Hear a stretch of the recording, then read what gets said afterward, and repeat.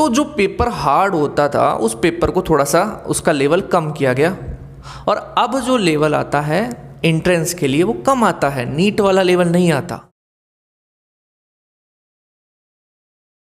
अगर अभी भी आप अवेयर नहीं होते हैं, जागरूक नहीं होते हैं, तो उसके बाद में आपको केवल और केवल निराशा मिलने वाली है और कुछ नहीं। क्योंकि ये जो टाइम है ये आपके पास गोल्डन टाइम है, एक गोल्डन अपॉर्चुनिटी है। इस टाइम को आपने अच्छे से कवर कर लिया, अपने आप को थोड़ा सा पढ़ाई में लगा लिया, तो आपका ये जो नर्सिंग एग्जामिनेशन है ये निकल जाएगा आसानी से। अदरवाइज़ फिर आप भटकोगे, सोचोगे क्या करें क्या नहीं करें, और जैसे ही थोड़ा टाइम निकल जाएगा उसके बाद में अगर आप सेट नहीं होते हैं कहीं पे, तो आपका कॉन्फिडेंस एकदम नीचे गिर जाएगा, कुछ कर नहीं पाओगे। पहले ये जो एग्जामिनेशन था नर्सिंग में, जो आपको एम्स में एंट्रेंस देते थे, प्रवेश देते थे, वो नीट के बेसिस पर होता था। एनटीए नीट का पेपर करवाती थी और उस बेसिस पर आपके जितने नंबर आते थे एक मेरिट निर्धारित करती थी कि एम्स में इतने पर प्रवेश हो जाएगा नर्सिंग के लिए, ऐसे होता था। और आप जानते हो नीट का पेपर अच्छा होता है, अच्छे लेवल का होता है। तो जो एनटीए वाले थे उन्होंने सोचा कि यार ऐसे बच्चे अपने को कम मिल रहे हैं, हालांकि बच्चे तो पूरे हैं, कम मिलने का मतलब जो थोड़ा सा मतलब एमबीबीएस को कैच कर पाए वो बच्चे अलग हैं, और जो नर्सिंग को कैच कर पाए वो बच्चे अलग हैं, उनका थोड़ा सा लेवल कम है। तो क्यों ना, एनटीए वालों ने ऐसे सोचा, तो क्यों ना हम एंट्रेंस एग्जामिनेशन करवाएं, और उस एंट्रेंस एग्जामिनेशन के बेस पर बच्चों को प्रवेश लें, बच्चों का प्रवेश लें, इंटर करें एम्स के थ्रू। तो जो पेपर हार्ड होता था उस पेपर को थोड़ा सा उसका लेवल कम किया गया, और अब जो लेवल आता है एंट्रेंस के लिए वो कम आता है, नीट वाला लेवल नहीं आता। तभी तो बोल रहा हूँ कि ये गोल्डन अपॉर्चुनिटी है, लेवल भी कम है। बाद में अगर नीट इस एग्ज़ाम को वापस से कंडक्ट कराने लग गया, नीट के बेसिस पर सिलेक्शन होने लग गया, तो फिर वापस से जो जितने बच्चे हैं जिनका थोड़ा मतलब ज़्यादा कवर नहीं कर पाते, जो ज़्यादा नंबर नहीं ला पाते, वो कैसे सेलेक्ट होंगे उसके अंदर, सेलेक्ट ही नहीं होंगे। अब नीट की कोचिंग करने के लिए हमें अलग से मतलब कोचिंग करनी पड़ती है, दूर जाना पड़ता है। और वहीं पे अगर नर्सिंग का अपना एंट्रेंस एग्जामिनेशन अब दें, इस बेसिस पे दें, तो 11th-12th का सिलेबस तैयार करना है, क्योंकि इस पर 11th-12th का सिलेबस ही आने वाला है एंट्रेंस पे। और नीट के लिए तो नीट की अलग से तैयारी करनी पड़ेगी, अलग से पैसे लगेंगे। तो ये एक बेस्ट टाइम है, इस टाइम का यूज़ करो। यूज़ नहीं करते हो तो फिर आप कुछ नहीं कर पाओगे, फिर आपको अगर नहीं कर पाए तो कुछ नहीं कर पाओगे, क्योंकि अगर सोचते हो तो सोचते ही रह जाओगे। तो इस वीडियो में मैं आपको 5 टिप्स बताऊंगा, 5 पॉइंट्स ऐसे बताने वाला हूं जिनको अगर आप मन से तन से कवर करते हैं तो ये मैं अंदर से कहता हूं, मेरे को लगता है कि आपका सिलेक्शन हो जाएगा अगर रेगुलरिटी से आप चले तो। अब ये 5 टिप्स क्या है बात करते हैं। सबसे पहले अपने टिप आती है, try to complete syllabus first. तो सबसे पहले आप ये काम करो कि आप सिलेबस कंप्लीट करो, पूरा जितना जो सिलेबस दे रखा है उसको कंप्लीट करना है अपने को। एक बार पूरा सिलेबस हो जाता है तो अपने माइंड में एक थॉट क्लियर हो जाता है कि हमने सिलेबस कर लिया, हमने कुछ नहीं छोड़ा, ये क्लियर हो जाता है। तो सिलेबस कंप्लीट करना है सबसे पहला काम, तो ये अपन को करना है। Second, make chart of each chapters. जो भी चैप्टर आपने पढ़ा है, फिजिक्स में, केमिस्ट्री में, बायोलॉजी में, उसके चार्ट बना लो। प्रत्येक चैप्टर के चार्ट बनाओ, जैसे मैं फिजिक्स की बात करूं, इलेक्ट्रोस्टैटिक्स है, इलेक्ट्रोस्टैटिक्स का चार्ट कैसे बनाओगे? चार्ज, चार्ज के टाइप, प्रॉपर्टी का chart, clear. Quantization of charge ये करवा लिया कि आवेश के गुण वो अपने को नहीं लिखने हैं, लेकिन क्वांटाइजेशन ऑफ चार्ज, आवेश का क्वांटीकरण ये लिखना है, क्योंकि हम थ्योरेटिकल पे थोड़ा ना सारा जाएंगे। चार्ट का मतलब होता है जिसमें लगभग सब आ गया, सब कुछ आ गया और मेन आ गया, जहाँ से क्वेश्चन आता है। तो चार्ट बनाना है अपने को सभी चैप्टर के।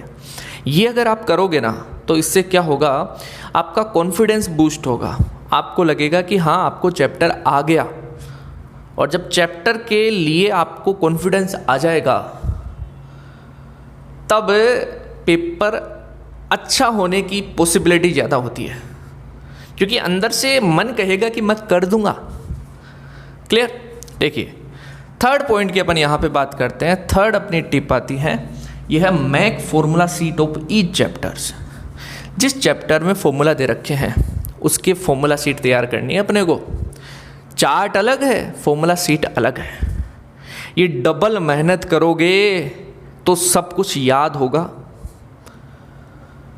प्रत्येक चैप्टर के फॉर्मूला तैयार कर लो कि जैसे चैप्टर 1 के फॉर्मूला, चैप्टर 2 के फॉर्मूला, जिसमें फॉर्मूला है वो तैयार करने अपने को। जैसे करंट इलेक्ट्रिसिटी अपन पढ़ रहे हैं, धारा विद्युत की, तो उसमें फॉर्मूला तैयार किया, I = NE/AV/D, I = DQ/dt, J = I/A। ऐसे फॉर्मूला तैयार कर लो।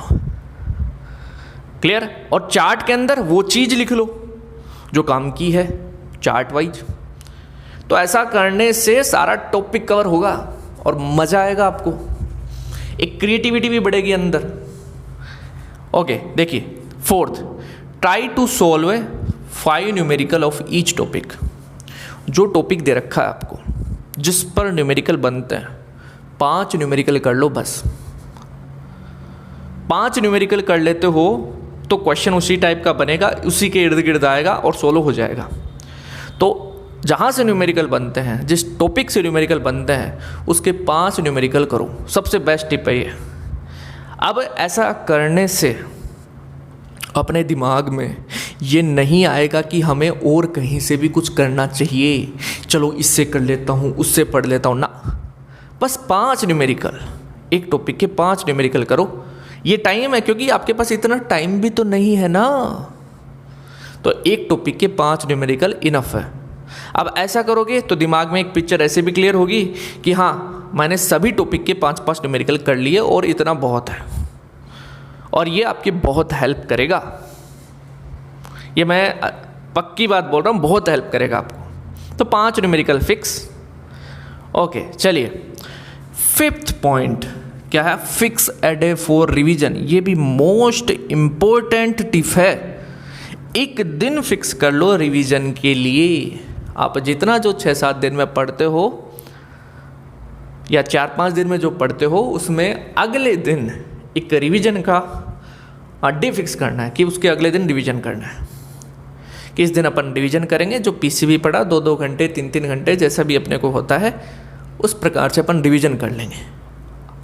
क्योंकि अगर रिवीजन नहीं करोगे तो सब भूल जाओगे, और जैसे भूल गए कुछ नहीं कर पाओगे।